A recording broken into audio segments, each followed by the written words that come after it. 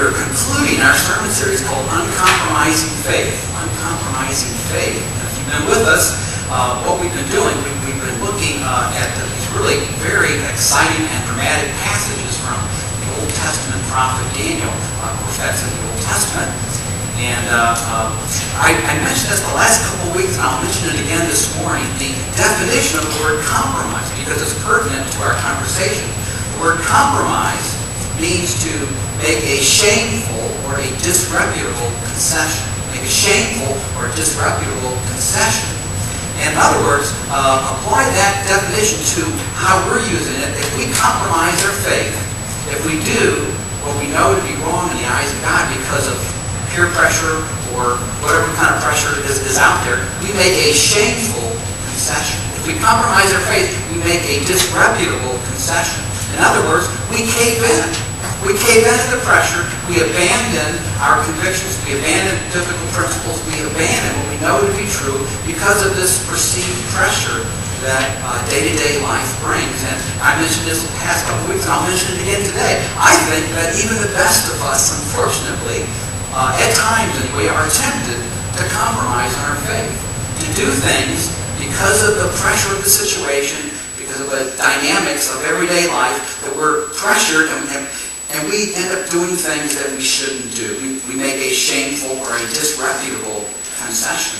And we may not call it a compromise. We may sort of try to rationalize it and say that it isn't a big deal. But as we've been learning, it is a big deal.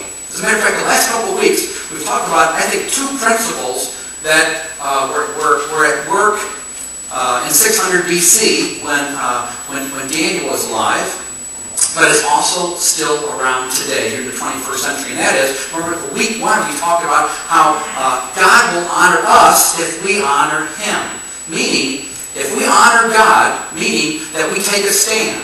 And despite the pressure, we decide, well, I know everybody wants me to do this one thing, and I know you expect me to do this one thing, but according to the Bible, it's wrong, and I'm sorry, I'm just not going to do that. If we honor God in that way, we take a stand, then God will honor us. Meaning, God will be pleased, God will be on our side, God will actually help us, He'll support us in our decision, in our difficult circumstances. And then last week we talked about this really cool principle, I think, and that is, if we have the guts to stand firm, if we refuse to compromise, to make that shameful concession, when the pressure is on, if we have the guts to do that, God gets the glory. Remember we talked about that? God is glorified when we decide to take a stand.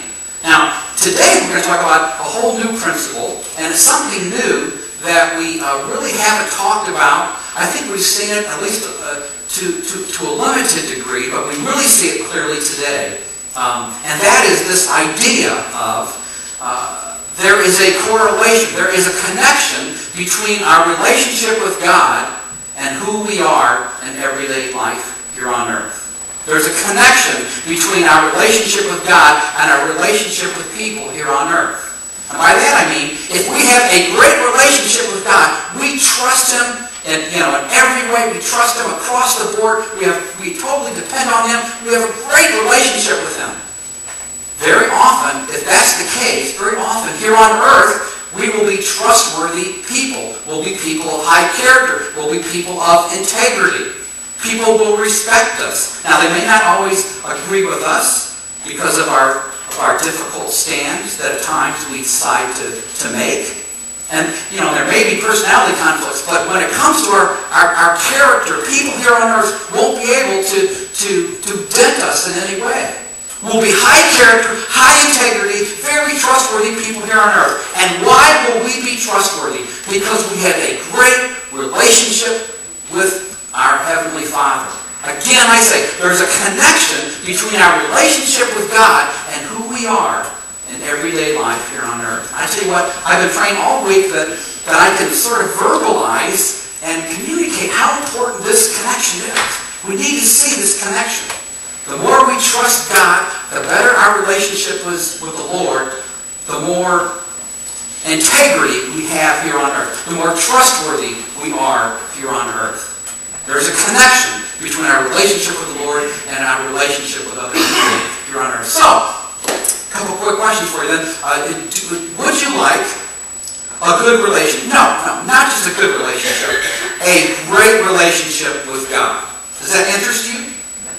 Well, if so, then this is the kind of sermon that you need to hear, because we can all learn something from the life of Daniel. On the other hand, even though all of us probably, we're all interested in a great relationship with the Lord, but maybe, talking about this whole idea of, being a person of character, being a person of integrity, wow, I would love for people like at work and all my friends and my family, I would love for them to see me as a person of high character, high integrity, to view me as just totally trustworthy. Well, if that's sort of where your head is this morning, then once again, this sermon is going to be of interest to you.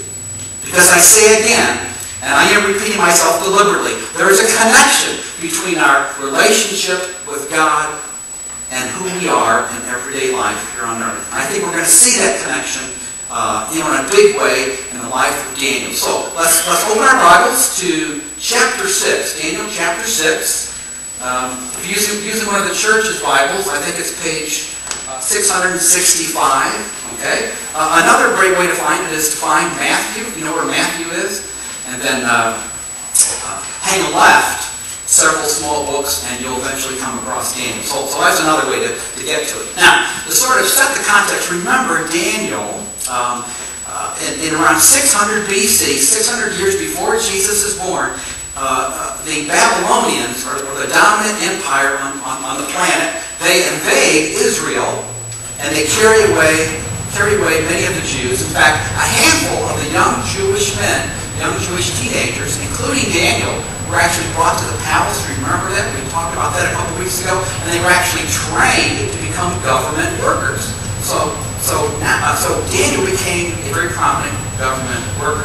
Now, a couple other things really quickly, but very pertinent things. In Daniel chapter 1, a couple weeks ago when we were in chapter 1, Daniel was just like a young teenager. But now in chapter 6, he's at least 80 years old. So keep that in mind. He's at least 80 years old, which is mind-boggling, okay? And then the other thing that we need to know is the Babylonian Empire has been taken over by another empire. And this new empire is called the Medo-Persian Empire, M-E-D-O. The peoples were called Medes, okay? So it's a Medo-Persian Empire. So Daniel is 80 years old at least, but now he's transitioning from the Babylonian Empire to this new empire. There's a new king for Daniel, and there's a new boss for Daniel, okay? So keep all that in mind. And then at the beginning in verse 1, we see that there's going to be a conspiracy against Daniel, okay? And we'll see that, I think, vividly. Beginning in verse 1, it pleased Darius. Now, Darius is the new king of this relatively new empire. It pleased Darius to appoint 120 satraps to rule throughout the kingdom, with 3 administrators over them, one of whom was Daniel. The satraps were made accountable to them, so that the king might not suffer loss.